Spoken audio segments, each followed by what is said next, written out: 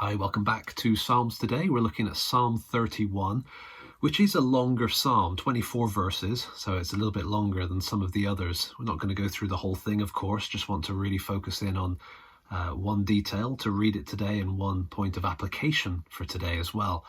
But Psalm 31 seems to be describing David in very desperate circumstances. A lot of tongues wagging, a lot of antagonism towards him. He is apparently thoroughly shamed by those around. He seems to kind of have lost sight of the reason for living, and yet in the midst of it, of course, he finds that reason for living. Down in verse 21, 22, towards the end, we get a little glimpse of some of the circumstances. He says, "When I was in a besieged city, I had said in my alarm, I am cut off from your sight." So his circumstances were obviously so bleak and so overwhelming that it felt like God was out of reach, or he was out of God's reach. And yet throughout the psalm, what we find is that David is calling out to the Lord and trusting in the Lord. In fact, I was looking at a commentary on this, and it made a really helpful point for us to notice how the two elements of David's response to the circumstances that he is in are two things that we can take for our most challenging and most overwhelming of circumstances. There is the fact that he is clinging to the God of truth. We'll see that in the psalm right the way through it, clinging to the God of truth, and then also recognizing the power of surrender. When you can do nothing else, you can do nothing, and you can throw yourself at the Lord's feet. You can throw yourself at the Lord's mercy. And so notice how the psalm begins. There's, like I said, 24 verses. We're not going to look at all of them, but just to kind of get us going, let's notice the beginning here. "In you, O Lord, do I take refuge. Let me never be put to shame." There's immediately the kind of two big themes of the psalm. Taking refuge in the Lord, clinging to the God of truth, and not being put to shame, which is the context he's in. "In your righteousness, deliver me.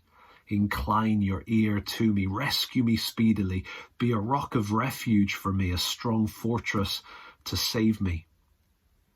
For you are my rock and my fortress." Notice this certainty.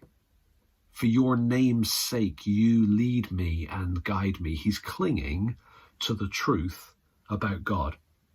Circumstance might be overwhelming and difficult, but he's able to declare, I know this. You are my rock and my fortress. You lead me, you guide me. You take me out of the net they have hidden for me, for you are my refuge. These are a whole sequence of statements, of declarations of, yes, this is true. May not feel it, may not see it. I'm kind of stuck, but I trust.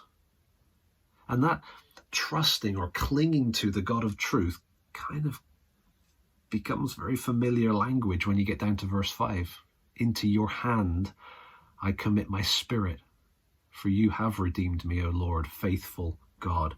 Because of what God has done and because of who God is, because of his faithfulness already proven, David, when he sees no hope, says, ultimately, I can just surrender myself to you. Whatever the cost, whatever it means, I'm yours. Now, that terminology, that language there should be familiar. Jesus, later on, of course, was absolutely shamed. It seemed as if God had forsaken him. It seemed as if he was out of the reach of the Lord. And yet, Jesus, like David here and like David in Psalm 22, in the darkest and most bleakest of circumstances, if that's the way to put that, was still able to entrust himself to God. At the end of it, when it seemed like, in human terms, in circumstantial terms, like so much was lost, there was still that power of surrender, entrusting himself to the God that he knew was for him. And so, of course, we could look at David in Psalm 31. I encourage you to do that, to enjoy the psalm, to appreciate the richness of it. But it's going to push our minds forward to Jesus too. And that's completely legitimate, to think about how Jesus faced the worst of trials for us, and in the midst of them was still able to trust the Lord. Like it says in 1 Peter, he entrusted himself to him who judges justly. And so, of course, our salvation, our hope comes from what Jesus has done. It comes from, if you like, the kind of ultimate example of what we're reading about here with David in Psalm 31, our ultimate hope, which gives us ultimate sense of value, ultimate sense of meaning, and an ultimate sense of victory over the forces who would want to bring shame on us. All of that, of course, is found in Jesus. Let me just finish this video with one more verse. I can't resist. It's such a good one. Verse 16, make your face shine on your servant. Save me in your steadfast love. Enjoy Psalm 31. Share what you find encouraging with others, and we'll see you next time.